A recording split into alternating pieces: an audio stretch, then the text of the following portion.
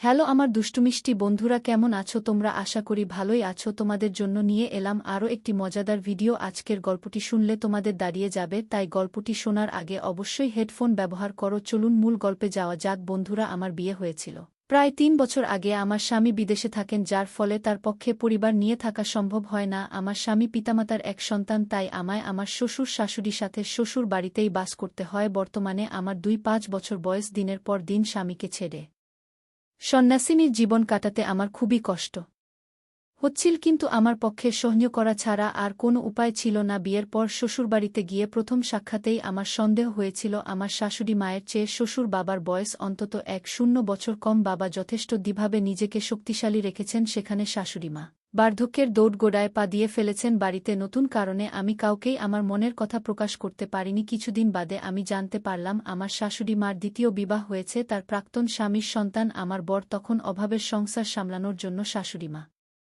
গৃহশিক্ষকতা আরম্ভ করেছিলেন। ওই সময় উনি নিজেরই এক ছাত্রের প্রেমে পড়ে তার সাথে বিবাহ বন্ধনে জড়িয়েছিলেন, এবং সেই ছাত্রই বর্তমানে আমার শ্বশুর বাবা। আমার স্বামী কাকন তার সৎ পিতাকে বাবা এবং মাকে মামনি বলে সম্বোধন করে। সেই সূত্রে আমিও মশাইকে বাবা এবং শাশুড়িকে মামনি বলেই সম্বোধন করতে লাগলাম। বাবা খুবই মিশুকে এবং সবসময় হাসিমুখ, সেজন্য প্রথম থেকেই আমার ওনাকে খুবই ভালো লাগত। বাবা কাকন এবং আমার সাথে বন্ধুর মতোই মিশতেন এবং ঠাট্টা ইয়ার্কিও করতেন। আমার মনে হচ্ছিল মামনি বাবা এর চেয়ে বয়সে যথেষ্টই বড় এবং শিকা হবার কারণে তার ব্যবহার যথেষ্টই গভীর। তাই সময়ের সাথে বাবা এবং মায়ের মনের মিলটাও দিন দিন যেমন কমে যাচ্ছিল। বিয়ের প্রায় মাস খানিক সময় কাটানোর পর কাকন বিদেশ চলে যায়। তখন বাড়িতে বাবা, মামনি আর আমি থেকে গেলাম। বিদেশে থাকার অর্থ হলো কাকন কবে আবার ছুটি পাবে আর বাড়ি ফিরবে তার ঠিক ঠিকানাই নেই। সেই অবস্থায় আমাকে একা একা থাকা ছাড়া আর কোনো উপায় দেখলাম না। আমার পোশাক পরা নিয়ে শ্বশুরবাড়িতে কোনো বিধিনিষেধ নেই। আমি সালোয়ার, কুর্তা, পাশ্চাত্য পোশাক সবকিছুই পরতে পারি। যে কোনো পোশাকেই আমায় খুব মানায়। কাকন চলে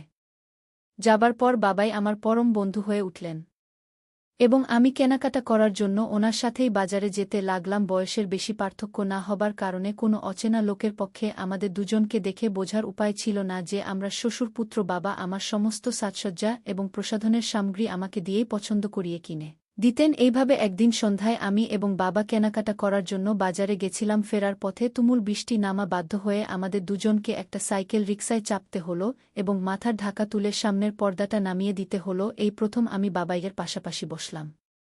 এতদিন বাবাই আমার বন্ধুর শ্বশুরের মতোই ছিলেন, কিন্তু ওই সময় তার প্রতি আমার ভিতর কেমন যেন একটা আকর্ষণ তৈরি হচ্ছিল। তখনই হঠাৎ আকাশে খুব জোরে বিদ্যুৎ চমকে উঠল এবং প্রবল জোরে মেঘের গর্জন হলো। সাথে সাথেই রাস্তার সব আলো নিভে গেল। আমি ভয় পেয়ে নিজের অজান্তেই পাশে বসা বাবাইয়ের সাথে অদ্ভুত আচরণ করলাম। হঠাৎ ঘটে যাওয়া এই ঘটনায় হতভম্ব হয়ে বাবাই নিজেও কিছু বলতে পারছিলেন। বাবাই বললেন, অরুণা, ভয় পাচ্ছ কেন? আমি তো তোমার পাশেই রয়েছি, ভয় নেই, কিচ্ছু হবে না। আমরা দুজনেই বৃষ্টিতে ভিজে গেছিলাম। আমি ফ্রেশ হবার পর হাত মুখ ধোবার জন্য বাথরুমের দিকে এগলাম। বাথরুমের দরজাটা ভেজানোই ছিল, তাই আমি সামান্য ধাক্কা দিতেই সেটা খুলে গেল। বাবাই তখন বাথরুমে ছিল। কোনো কারণে উনি বাথরুমের দরজার ছিটকিনি তুলতে ভুলে গেছেন। সরি বলে আমি ওখান থেকে চলে আসলাম। এর ৩-৪ দিন বাদেই আমার শাশুড়ি মা ঘোষণা করলেন তিনি ১ সপ্তাহের জন্য বাপের বাড়ি যাচ্ছেন, কারণ তার ভাই খুবই অসুস্থ। এই সময় আমায় ঘরের কাজ ও শ্বশুর মশাইয়ের দেখাশোনা করার দায়িত্ব নিতে হবে। আমি মনে মনে আনন্দে নেচে উঠলাম। আমি ওইদিন সন্ধ্যায় পার্লারে গিয়ে মাথার চুল এবং আইব্রো সেট করালাম। বাড়ি ফিরে খাওয়া দাওয়া করে ঘুমিয়ে পড়লাম। পরের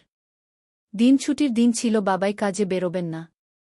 সকালেই মাম্নি তার বাপের বাড়ি চলে গেলেন এবং বাড়িতে আমি আর বাবাই রয়ে গেলাম। কিছুক্ষণ বাদে বাবাই স্নানের জন্য প্রস্তুত হলেন। এরপর বাবাই স্নানে চলে গেলেন। বাবাই স্নান হয়ে যাবার পর আমি স্নানে ঢুকলাম। ওই সময় বাথরুমের লাগোয়া ঘরে বসে বাবাই কাগজ পড়ছিলেন। আমি বাবাইদের পাশে গিয়ে বসলাম। আমি বললাম, আমাকে তোমার কেমন লাগে? আমি কি সত্যিই সুন্দরী? আমার থেকে তোমার বয়স এমন কিছু বেশি নয়। বাবাই পুত্রবধূর এমন কথায় থমথ খেয়ে বললেন, তুমি সত্যিই সুন্দরী। আমি মুচকি হেসে বললাম, ব্যাস এইটুকু প্রশংসা? বাবাই একটু ইতস্তত করে বললেন, না, সে কথা নয়। তোমার প্রশংসা সারাদিন সারারাতেও শেষ করা যাবে না। আসলে তোমার আর আমার সম্পর্ক একটা পাঁচিলের মতো, যেটা অতিক্রম করতে গেলেই লোকের চোখে খারাপ বলে মানা হবে। আমি হেসে বললাম, বাবাই, আমার আর তোমার সম্পর্ক লোক সমাজে যা বলেই গণ্য হোক না কেন, আমার তাতে কিছু যায় আসে না। মামনি এবং তোমার বয়সের যা পার্থক্য আমি স্পষ্ট বুঝতে পারছি। উনি এখন তোমায় ভালো সময় দিতে পারছে না। আমার কথা শোনার পর বাবাই বেশ ত্রস্ত হলেন এবং আমার প্রতি তার ইতস্ততা অনেকটাই কমে গেল। বাবাই আমাকে অবাক করে দিয়ে বলল, তুমি আমায় আবার আমার হারানো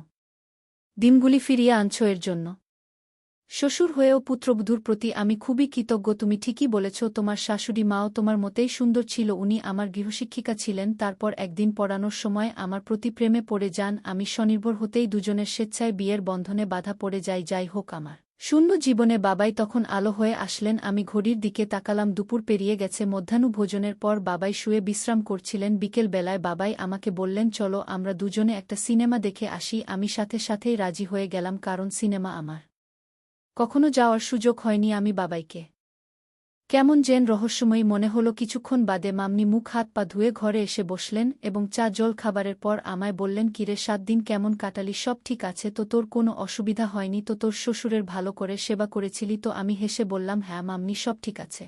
7 দিন আমি আর বাবাই খুবই ভালো কাটিয়েছি, কোনো অসুবিধা হয়নি। মামার শ্বশুর এখন ভালো আছেন তো? মাম্মি হেসে বললেন, হ্যাঁ রে, তোর মামার শ্বশুর এখন ভালো আছে। তারপর যে কথাটি বললেন সেটা শুনে আমার মাথা ঘুরে গেল। মাম্মি হেসে জিজ্ঞেস করলেন, হ্যাঁ রে, তোর শ্বশুর তোকে কষ্ট দেয়নি তো? উফ, মাম্মি আবার কি প্রশ্ন করছে? সে মনে মনে কি ভাবছে? তাহলে সে কি আমার আর বাবায়ের গত 7 দিনের সব কথা বুঝতে পেরেছে? আমি থতমত খেয়ে যেন বোবা হয়ে গেছিলাম। মাম্নি আবার বললেন, শোনো, আমি সব জানি এবং সব বুঝতে পেরেছি। আমি নিজেই এটা চেয়েছিলাম। আমার বয়স হয়েছে ঠিক তেমনি বিয়ের 1 মাস পর থেকে কাজে যোগ দেবার ফলে ছেলে বাড়িতে থাকতে পারেনি। আমি সেটা বুঝতে পেরে ইচ্ছে করেই 1 সপ্তাহের জন্য বাপের বাড়ি গেছিলাম, যাতে আমার অনুপস্থিতিতে তুই আর তোর শ্বশুর পরস্পরের সেবা করতে পারিস। তোর মুখ চোখে সুখের অভিব্যক্তি দেখে আমি বুঝতে পেরে গেছি আমি আমার উদ্দেশ্যে সফল হয়েছি।